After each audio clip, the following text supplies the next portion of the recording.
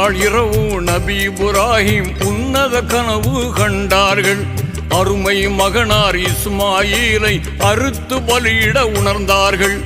இறைவன் ஆணை இதுவென எண்ணி இதயத்தில் உறுதி கொண்டார்கள்.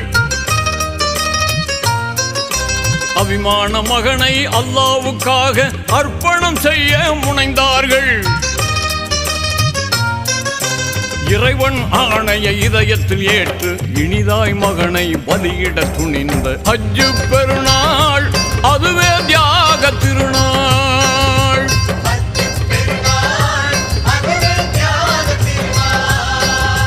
ஹஜ்ஜு பெருநாள் வந்த சரித்திரம் கேளுங்கள்.